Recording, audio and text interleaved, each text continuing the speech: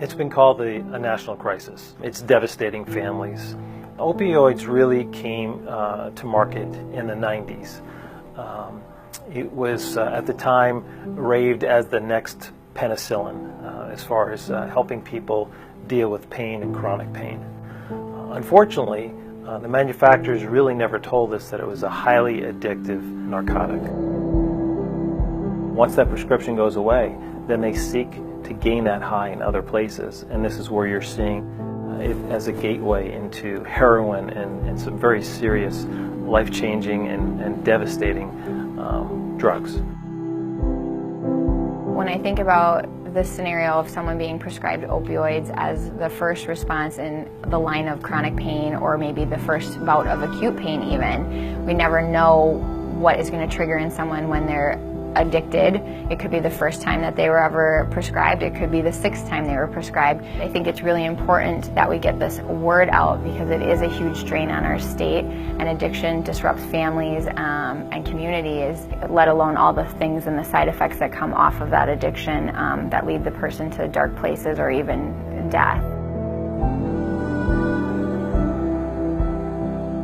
They're very addictive. I believe statistics tell us that approximately 25% of all that are prescribed end up having some kind of an addiction problem. My son Heath, about 8 years ago, suffered a injury, and he was prescribed oxycodone. And he told me in his own words, he said, "Dad, as time went on and he knew that he was an addict, he said, Dad, they messed up the second time I called, they prescribed Oxycontin." And he said basically that was the end. So I watched him in the last 5 years deteriorate from a beautiful marriage, 2 beautiful children, to having absolutely nothing. And on May 14th of 2016, the spring, that we found him passed away from an overdose of a bad batch of heroin that had fentanyl in it. I dealt with his addiction actively for 5 years. He had it for 8, but for 5 years, I never really fully understood the magnitude of it until he passed away. You just never think it's going to happen to you. What if you lose one of your family members because of it?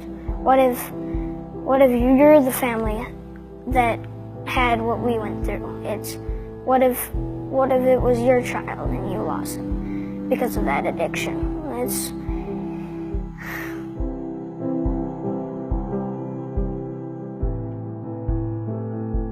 Is it worth the risk? You should have asked me on May 14th, 2016. No. It's never worth the risk.